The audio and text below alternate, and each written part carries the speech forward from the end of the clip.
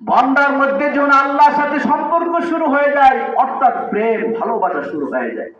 ওয়াল্লাযীনা আমানু আশাদ্দু হুব্বান লিল্লাহ, তোমাকে মানলাম, তুমি সব কিছুর মালিক, এই হিসেবে তোমাকে মেনে নিলাম, তুমি আমার রব, তোমাকে মেনে নিলাম। এই কথাগুলো এবার আল্লাহকে বলতে চাই, আল্লাহ তোমার সাথে সম্পর্ক হয়ে গেছে, এবার তো আমাদের অন্তরের মধ্যে তোমার সাথে সাক্ষাৎ করার জন্য উত্তাল তরঙ্গ শুরু হয়ে গেছে, তোমাকে পাওয়ার জন্য তোমার সাথে সাক্ষাৎ করতে চাই।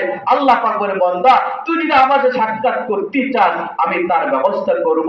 ব্যবস্থা হলো 5 ওয়াক্ত নামাজ আমি 5 বার তোকে দিলাম। সুবহানাল্লাহ।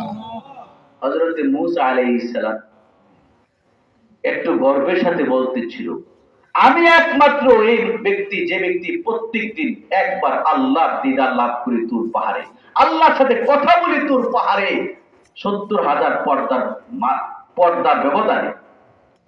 মূসা আলাইহিস সালাম ধারণা করলো যে আমার মতো সৌভাগ্য পৃথিবীতে আর কেউ নেই, আমি একবার আল্লাহর সাথে সরাসরি কথা বলি তুর পর্বত দিকে, সরাসরি বলতে পর্দার ওপারে আর ওই পারে 70,000 পর্দা ছিল।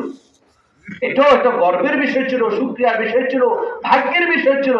মূসা আলাইহিস সালাম এই কথাটা যখন অন্তরে আসলো, সঙ্গে সঙ্গে রব্বুল আলামিন বলেন, হে আমার নবী মূসা আলাইহিস সালাম, আপনার কথা সত্য, তবে শুনে রাখুন, আপনার জীবনে ভাগ্যবান উম্মত আমি প্রেরণ করব।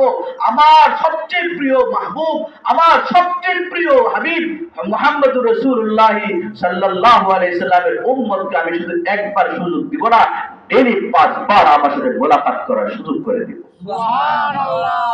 একটু কথা নিয়ে যে আপনাদের কথা চলিয়ে